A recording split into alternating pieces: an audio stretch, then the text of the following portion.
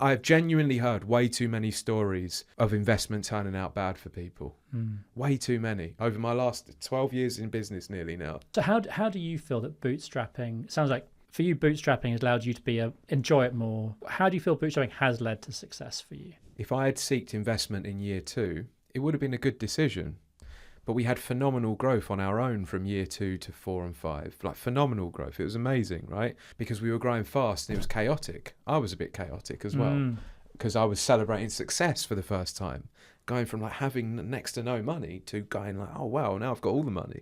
Crazy. So managing your own mindset, managing people, managing fast growth to double the rate of that with investment. It would have wrecked the business, I think. You know what I like the most is that AI is going to destroy the world. That is the biggest testimonial to invest in AI that there ever was.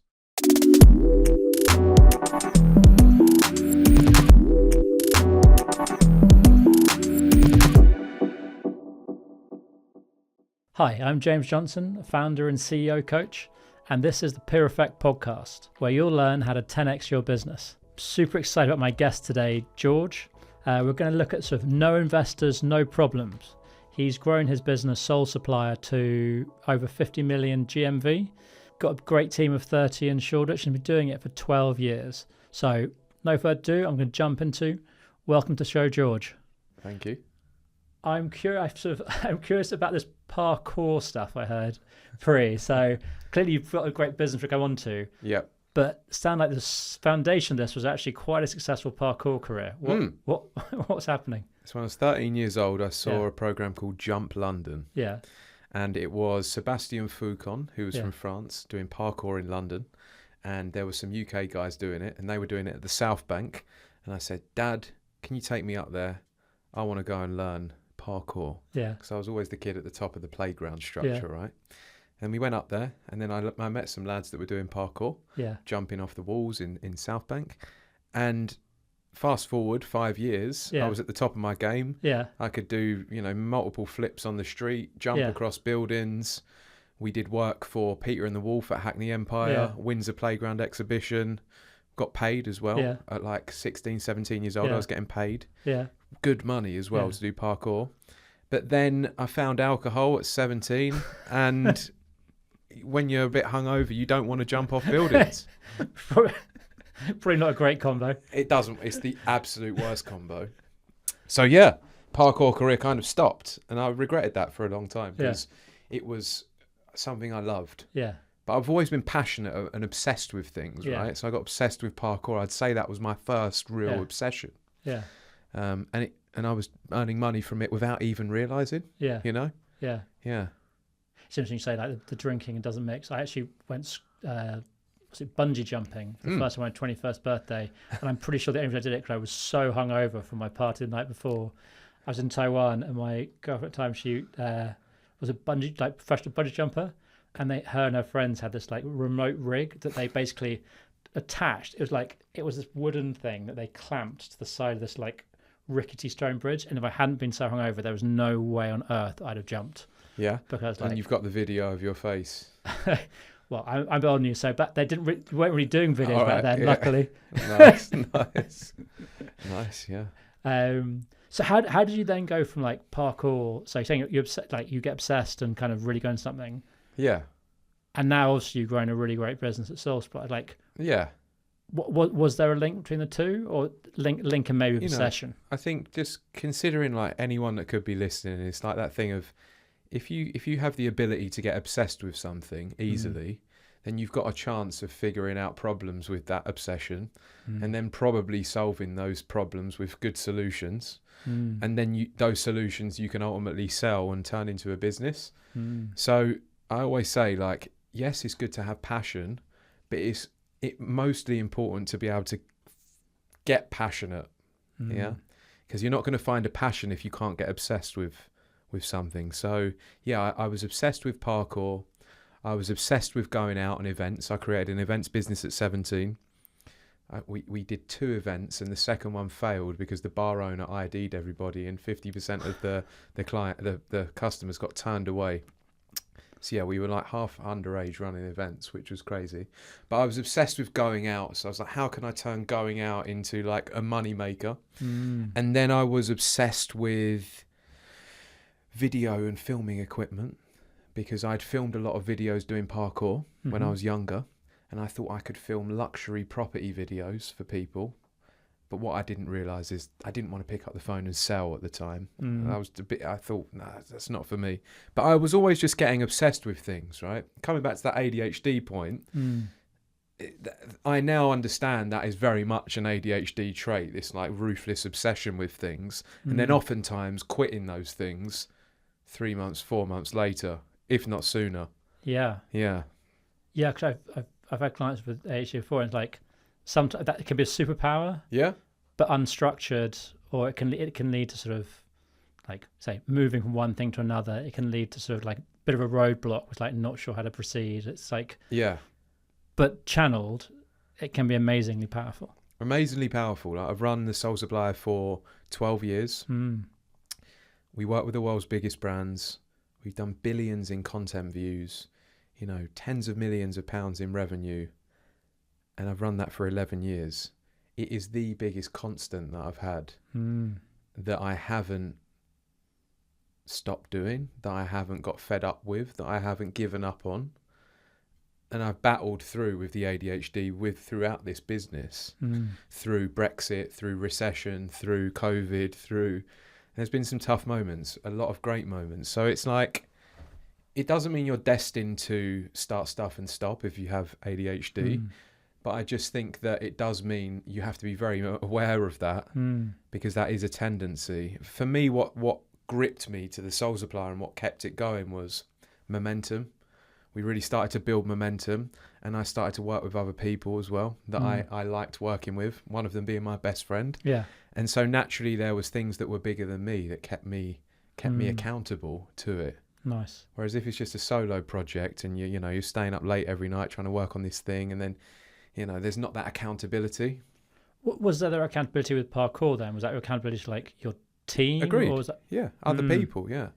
I think like this whole thing now of like being a solo entrepreneur, you hear about that on LinkedIn, right? You see people like Justin Welsh, he says, I'm the biggest solo entrepreneur, the $10 million a year solo entrepreneur, which I think is great. That's absolutely for some people. But I think there's a huge amount of people that just need accountability in others as well.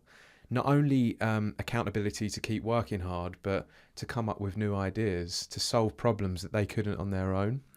There's only so much that AI can help you with, whereas you need that real human connection sometimes to fuel like momentum. Yeah. I think one question we're trying then is like this idea of bootstrapping versus funding. And I'm wondering, like, 'cause it feels like fundraising in some ways can be quite a form of accountability. Yeah. I mean, not as fun accountability. Yeah. But bootstrapping doesn't have that accountability. So it's still that you could have had an option to step away at these moments. So I'm curious what's behind. Like, man, the easiest way I can explain why I didn't take investment was because I had 10 jobs from 17 to 22. I didn't want to work for somebody else. I wanted to build my business and run my life how I wanted to. So to then get success in the business and then take investment to basically be chained to what the investors wanted, I was like, fuck that. I didn't want that in the early days. As I got a bit further on into like year 8 and 9, I started to think, now we've built this engine, I could get a minority investor that could help us speed up, but I would never want to. It depends why you're getting into business, doesn't it? Really does. Are you happy to be chained and go much faster and have that pressure and then get the big exit potentially? Or do you, like you say on your website, and I love what you say on there, which is, do you want to design your life in a way that allows you to run it in a way where you can travel, you can spend time with your family, you can build your business and grow it whilst not being completely chained to it every day? Yeah. Yeah. But it's one of those, like, there are certain LinkedIn narratives that come up. It's kind of like we do sort of heroicize certain behavior, certain patterns. And I work with founders at Fundraise, and it can be great. It does come with its own challenges. Yeah. But I like we're saying, like, being quite conscious around the life you're trying to build probably makes some of these decisions for you. Yeah. It would have destroyed me, is the truth. If I had taken investment in the early years, knowing what I know about how my brain and I want my life to function now, it would have wrecked me. I wouldn't have been able to deal with that, the investors breathing down my neck. I also would have been influenced quite significantly by them with more experience, because in the early days I didn't trust my own instinct and my own insight enough. Right. Even though a lot of it was correct in a lot of ways, I didn't know how to be sure of it. And I was very easily influenced by people more senior, by people with more experience, sometimes that had no idea versus what I was thinking, but because of their credentials, I was bamboozled by those credentials, right? And I think that would have happened with investors as well. So I'd been like, the investors are telling me this, I'm really feeling the pressure, maybe I should just listen to them. And it could have destroyed the essence of the Sole Supplier in the early days. And you hear of that happening a lot, right? You do. Well, I think we should say, like, you forget that people maybe don't have the experience that they portray. Actually, their experience may no longer be relevant. Right. Like, you are the expert in your own business because you live it. Yeah. And therefore, it's kind of an opinion, which might be right. Yeah. But it could very well be wrong. Yeah. We've got some brilliant people in our business now. Like, some people I learn so much from, senior, more experienced than me, slightly older than me. And I absolutely love working with them. But at the same time, I don't put them on this unattainable pedestal like I once used to.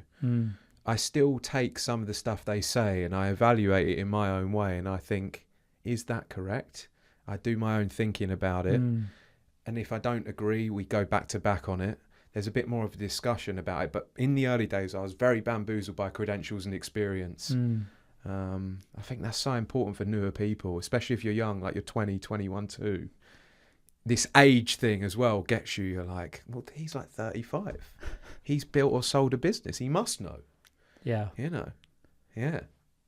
But also, when you're in that early stage, you swing from this confidence of like, I know everything, to kind of like, I know nothing. Yeah. Which can lead you to a moment going completely disregarding any advice. Yeah. To like accepting anything because it might be a magic bullet to solve everything.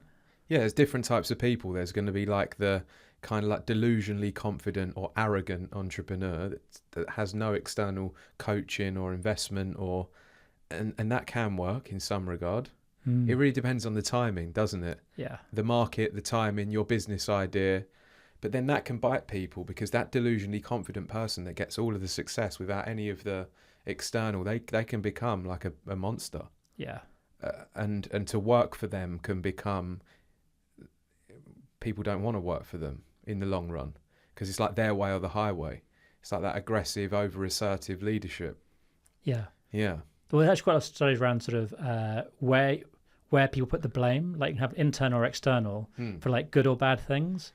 And so some people can go, okay, well, if good things happen, it's I've caused it. If bad things happens, someone else has caused it. Yeah. Or some might say, oh, good things are caused by someone external, but bad things happen down to like. So actually, you can get this combination of where you sit in these things that can lead to some pretty interesting behaviours.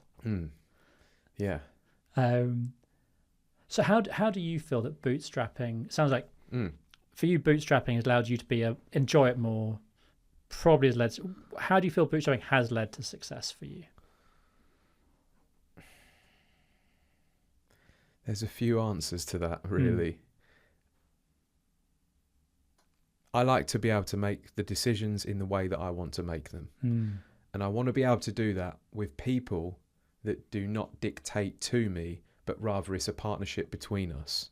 So if you can find an investor that is a partnership, amazing, rather than dictating is the first thing. So the reason that I believe we have had a lot of success bootstrapping, we've been able to run at our own pace. We haven't been beholden to certain targets, certain hiring numbers, a budget that we need to spend by X date, right? There's not been that external pressure of we need to sell within 5 years because the investors want their return. So that's allowed us to pace up or down depending on where we're at. And in the early days, if I had sought investment in year 2, it would have been a good decision. But we had phenomenal growth on our own from year 2 to 4 and 5, like phenomenal growth. It was amazing, right? We were growing like 200% at points year on year. How ambitious are you really? Like 200% growth a few years running is amazing. With investment, could it have been 400 or 500%? But it was already chaos growing at 200%. So how would I have really dealt with it at double the growth rate?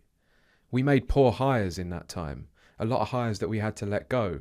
We made decisions around development and systems, things that we built that were just wrong. Spent such amount of money on the wrong things because we were growing fast and it was chaotic. I was a bit chaotic as well because I was celebrating success for the first time, going from like having next to no money to going like, oh wow, now I've got all the money.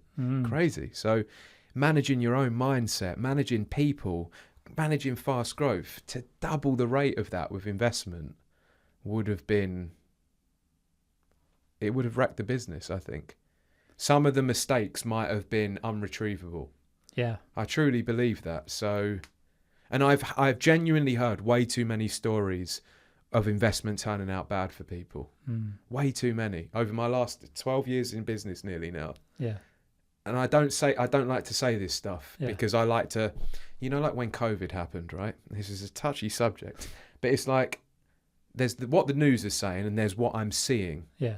I always like to go by some sort of degree of both personal experience and what is the world saying, what am I seeing, and combine the both, right? And then I'll understand like the threat or the level of risk generally. I think that's a good way to live because you're a bit more grounded in reality, right? And I've done that with this investment thing. When you get people like investment's bad, but actually firsthand, I have heard stories from friends and people that have had investment that had their businesses wrecked. So it's not just what I'm hearing out there. This is what close people is happening to me. So yeah. No, but I work with founders taking investment, and I think VCs are predicated on the fact that not everyone in their portfolio is going to work. So if it's your business, it's the investment you've got, therefore you want it to work. A VC wants like an outsized return and wants you to grow faster. And there's definitely risk with suddenly like you get a big chunk of money, you've got to spend it in a certain time, get a certain growth. Yeah. Can you, as you say, like, can you operationally support that growth rate? Can you, as a leader, can you handle the challenges? Because suddenly you're having to rush through the stage of like your leadership development, your business. Like it does increase the risk, but I suppose the payoff for when it works is higher. It's just that your chance of success maybe paradoxically is lower. Yeah, because you're trying to like. What do you think of the AI market right now and some of the investments that have been happening, like Lovable? I mean, I would say it's not really my space. Yeah. I would say that it feels from the narrative there's a bit of a bubble going on. Absolutely. And I think it's very hard.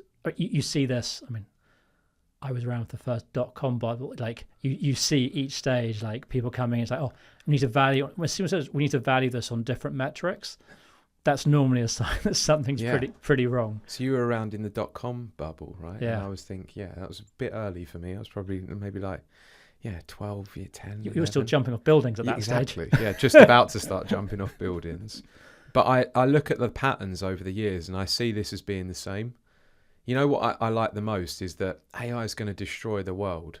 That is the biggest testimonial to invest in AI that there ever was.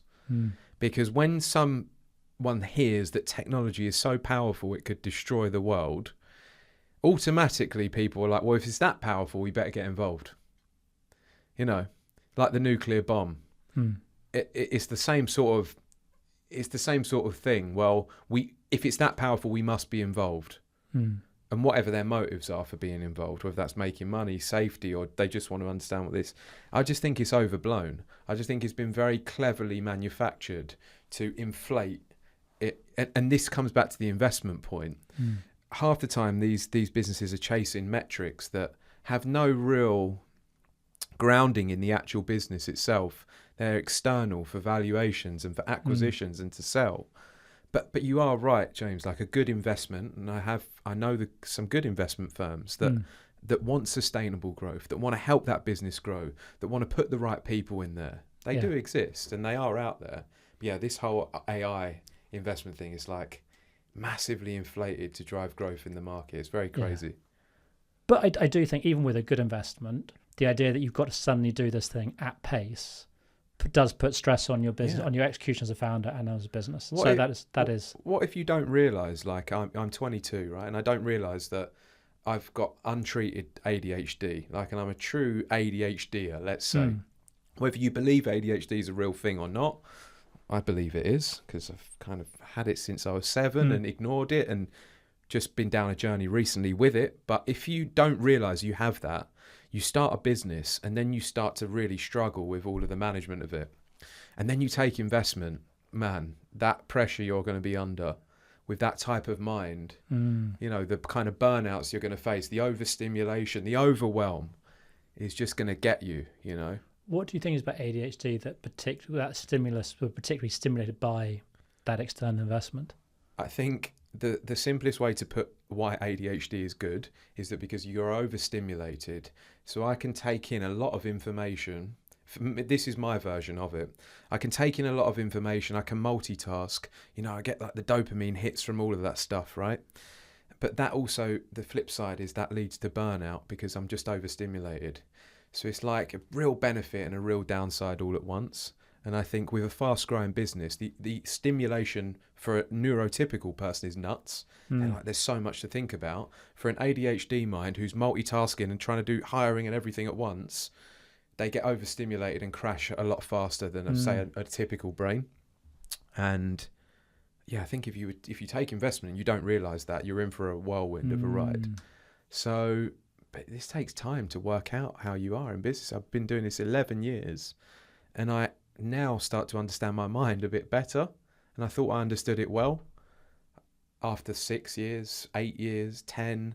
And now I'm back to the lab because I've just had the baby, and I'm like, this is how my mind actually works. And this is just, you're constantly on this journey of, I don't know about you, maybe this is just me, but figuring out your mind and how to be more consistent and come up with better ideas. And, you know. Well, I think also the answer changes as you progress. Yeah. Like you're in, like the stage of business changes, the stage of your life changes, what you define as success changes. And with all those changes, the answer of like what behavior is right, how you want to be, how you set your life, I think adjusts as well. And it's just been quite clear and like be explicit about what you want, what you're experiencing, and therefore designing your life around that. I think, so I don't think that ever really, I think the answer will be different in 3 years again, probably when you've got sort of a child going into school or your business is bigger again with a bigger management team, etc. Like I don't think there ever is an answer. I think I just want to call out still the hustle culture stuff as well, because it just does my head in. It does my head in.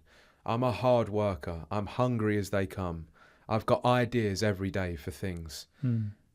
But this thing of like, Alex Hormozy pushes it constantly. You should work 6 days a week, 12 hours a day if you're a male under the age of 30. I just think for a lot of people that is just destructive thinking. It will teach people a lesson. But if you are already motivated, hungry and have good ideas, and you're going to work every day to try and activate those ideas, and you're genuinely not lazy, you don't need to do that. The reason he says that is because it's for people that are lazy. They need to be taught a lesson. So the advice is like, because there's people out there on LinkedIn, in business life, but you see this shit on LinkedIn. There's people out there that are really working hard and they see stuff like that and they think, I need to be doing more. But actually their mindset is in the right place. They're doing the right things every day. And I've done this. And they get up and they're like, I'm not doing enough still. And I think that's so destructive because it makes people like neglect their families. It makes people generally unhappy. They're trying to wake up at 5 a.m, skipping sleep because they think they need to do more. Leads to burnout. Leads to I think there's a big logical fallacy in that, like that more is better. Like it's actually about doing more tasks, whereas actually I would say it's like all about achievement, like more quality. Yeah, it's quality, achieving a result. Right. Like this idea of ticking things off is kind of right. Maybe when you're beginning of your career and it's about tasks. Yeah. But as a founder, it maybe in the survival stage, it's probably still about tasks. But certainly once you scale, it's not about tasks anymore. You know, like in a startup survival first 2 years, it is about tasks, because you don't actually know what the most important ones are sometimes. Yeah. So you need to just do as many as possible and then figure out, oh, these ones are important, I'll do more of them. Yeah. But as you get more into your business career, you do understand what are the ones that are the most important. If you've got a team, you should be more focused on the right things, because otherwise it's like the scattergun approach, and then the team's less efficient. And yeah, I think quality over quantity. Yeah. Yeah, the player that runs about the pitch just to run about, he's burning energy. But the player that's strategic with the way he moves is probably going to defend or attack better. You're saying be more Pirlo. Pirlo? Pirlo. Yeah. Oh, yeah. I don't yeah. know if you pronounce it, the Italian midfielder. Yeah. Okay, yeah. I'm not a big football man, but it sounds right. So did you think, I mean, we talked about this shifting. Did you think you'd be doing this 11 years, 12 years later? I didn't think I'd be running the Sole Supplier 12 years later. No. I thought I may have sold the business and be living in the sun somewhere at this point. And that's the truth. I just thought, I didn't see it. What I've realised is, like, everything takes a little bit longer than you expect. And this happens in like a micro version within the business. We'll have a feature that we're going to build for the app to make it more community focused. We're on a big mission right now to make the app more community focused. And then something comes up and actually it adds on 3 weeks to the project. Or in a macro sense, I might have thought, oh, after 6-7 years, I'll sell the business and then I'll be doing something else. But I'm still here, nearly double the amount of time later. And the main reason is because I like the people I work with and the stuff we work on. It's not too much of a chore for me. I still want to sell the business, but I really just love trying to like build a good engine and a business that serves the customers and the brands that we work with well. That's the passion. People are like, what are your favourite shoes? I'm like, I like shoes, but that's not exactly the passion anymore. The passion is the business side of it. It's like, how do we build this business to be a great business that serves the niche well that we're working in? And then I can walk away from it in the future and go, that's what we did in the trainer market in the UK, and these are the people that we did it with. So that's what fires me up, really. That's really nice. It sounds like, well, now you're on this fatherhood journey. I'm sure there's going to be a few obsessions you discover on this particular journey. Yeah. Yeah. You may find yourself launching like a baby food in the space of... I've honestly looked at that stuff. Something I'm working on right now is a meditation device. I've meditated for 7 years. It's changed my life. It will help you meditate. It will help you learn to meditate. And then it will help you cultivate a daily practice. It's a simple device. It will be releasing in around 3 to 4 months, I hope. And this is very much a side project. Yeah. I created it for me because I love meditation. This will help me disconnect from my phone. So yeah, that's something. But there's a lot of baby stuff ideas. Yeah. Loads. But it'd be quite interesting with pattern for you, that kind of like how one obsession has led to the next. It's problem solving, isn't it? People are like, how do you build a business? You have to be a good problem spotter and problem solver. Yeah. Yeah. If you're going about your daily life and you're seeing problems, not in a negative way, but you're like, oh, look at the way that shop has its sign compared to that shop. If that shop improved its sign, then it would probably get as many customers as that shop. Yeah. It's just little things like that. Or why do Sainsbury's put these items here in the aisle versus there in the aisle? Oh, is that because of this reason? You're trying to figure stuff out and you're asking questions, and then that leads to understanding things. I'm just always asking questions and analysing things and then spotting things that might be better or worse, I guess. And what I really about that is, like, when I study economics, the idea of like the difference between want and demand is like lots of people want stuff, but it's not truly demand to have the ability to pay for it. So demand is kind of like want plus the ability to pay. And I think one thing to take from this chat is there's kind of passion, and it's great. It's great to be passionate about stuff, but obsession is almost the ability to have that passion and problem solve. Yeah. And it's not enough just to have the passion. Like, you've got to be able to do something with it, and that comes with curiosity. But ultimately, there is a result. Your mindset's got to be like, how do I get a result out of this? Yeah. So obsession is actually a really positive thing. Yeah. You might be like heavily into playing rugby, right? and you might be obsessed with rugby. But then you might get locked out of your house one night after you go out for drinks with the rugby lads, and you get the locksmith to come to the house, and he busts all the locks open, and you pay him £250, and then you end up getting obsessed with locks. You know, like that. It's like that. And then all of a sudden, you're trying to break the locks at home. And then all of a sudden, what happens is you end up building a business being a locksmith. This shit will come out of somewhere random. You know, and you won't be able to explain it sometimes. And I think that's the beautiful thing about getting obsessed. It starts with just something small. Oh, the locksmith, he broke into the lock. That was so cool. I wonder if I could break into the lock. And then you buy, you know, and you start trying. And then all of a sudden, the obsession turns into, or the initial curiosity turns into, I'm now quite good at this. I'm quite passionate about breaking locks open. I'll probably start a business. And then today you jump on ChatGPT and be like, give me a brand name for a locksmith business, give me a logo, give me some ideas. You've got the business plan. You're done. You're set up in one day. You know, you heard it here first. You heard it here first. But it's so random, isn't it? You know, like I've got obsessed with random things. You know, just from. You know, you buy a home and you start to buy furniture, or you might get obsessed with like a type of furniture or ornament. But it sounds, what's quite interesting is like this can be like a transitory obsession, but to really achieve something great, like with your parkour, that was kind of like a 4 or 5 year obsession. Yeah, this has been like Sole Supplier has been like a 12-year obsession so far. You agreed. You've got to kind of balance that kind of initial rush of just excitement with that discipline and commitment to do it for long enough to really get somewhere. Yeah, some things are going to grip you, aren't they, more than others? And that's so hard to explain. That's like a deeper question, like why would something grip you more than something else? I really don't know the answer to that. For me, with trainers, the reason it gripped me and clothing in general is because this isn't me saying go and spend all your money on shoes or clothing, by the way, because you've got other responsibilities before you buy that stuff. Yeah. But what it is me saying is when you look good, you feel good. That is a classic statement, and that is true. And you don't need to spend a lot of money to look good. Firstly, you need to look after your health and, you know, train and have some degree of like internal looking after yourself. And then you do that, you feel a bit better. And then you put on a nice outfit.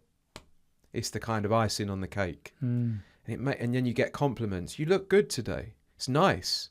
This isn't ego. This is just like the way people share, you know. You see someone on the street one day and they're wearing a nice T-shirt. You go, I like your T-shirt. I say stuff like that to people. I like your shoes. It's like a currency of like just a compliment and kind of good positive energy. Which does then translate into, well, now I better buy a new outfit for every day and I better be looking the best I possibly can and spend all my money on it. And then it becomes like debilitating because you spend too much money on it. But that's why I remember getting compliments on the first pair of shoes I wore, and it was a mad magical night of like 10 compliments on these trainers. I was like, I need to buy some more of these because I didn't feel that good at the time. Yeah. But by wearing the trainers, they made me feel good. So for me, that obsession really tapped into making me feel better at the time. Yeah. Well, we're kind of at time. I just wanted to finish with like what for other fans listening, like you got to skip stage. What if there's something you would share on like bootstrap versus investment? What was the one thing that founders listening could take away? You have to be careful with what you're spending. So the framework I would use before you invest into something is do like a quick validation exercise if you're bootstrapped. But this is the same if you are investment led as well, but even more important if you're using your own money, which is you need to look at, okay, how am I going to spend this money? How long is it going to take to spend? Why am I spending it in this area? Why does this area get the money versus another area? aka what return does this provide versus the other area, and what are the risks if it doesn't work? You know, so you're doing a bit of opportunity analysis, you're validating it with like how much you're going to spend versus the other areas, and then you're looking at defensibility, like where could this go wrong? Because in the early days all I did was just throw money at things and hope based on instinct, And it's dangerous doing that as a bootstrap founder because you've only got a limited amount, and that can speed you up or slow you down. If you get it wrong, you could crash and burn. If you get it right, and we got lucky. Maybe the instinct was right. Maybe the people had good ideas. But as I've got older and more experienced in business, it's more about like we validate things better and we're more focused. And also don't spend all your money trying to look rich. Yeah. It's about actually growing an asset and building your business, not buying a Lambo because you want to prove your friends wrong that you started a business and you're successful now. That's a fucking illusion, that, isn't it? And there's so many people that do that and wreck themselves. Yeah. They get like this taste of money and a great opportunity, and then they're spending it all to like on a big watch and a car, you know, and they could have put that into growing the business long term, so they could have in the future 10 watches and cars. Yeah. The rich dad, poor dad thing. Rich dad, poor dad methodology framework. I love it. And it's especially difficult if you're young now and on social media, because there's so much like wealth thrown about, so many highlights thrown about, and it's so easy to get caught up in this. I need to have these items to be something, when the real confidence and happiness comes from working on yourself and building the asset. That shit's just the icing on the cake. Yeah. We're going to check out my Ferrari after this. Yeah. Nice. Thank you so much for coming in today. I think it's been a really fascinating take on bootstrapping versus intake investment, impact of ADHD, like positive and negative. I think the thing I've really taken from today is this idea of like obsession, like sort of passion plus problem solving equals obsession, and just you've got to commit to this stuff for the long term. So find something that you love, and really commit. Yeah, life can be beautiful when you find something you love, whether you make money from it or not. You know, finding something you love is, whether that's a person, a thing, a business, whatever it is, it's that's the secret sauce of life, isn't it? So keep looking until you find it, because your life gets better when you do. Yeah. Amazing. Thank you so much, George. Thank you. Oh, great episode today from George. Really like to take on bootstrapping versus fundraising, and particularly how for him ADHD had quite a key part to play in his decision on which route to go. Anyway, we'll be back next week for another founder episode. If you want to get in touch at hello@peer-effect.com, and we'll see you then.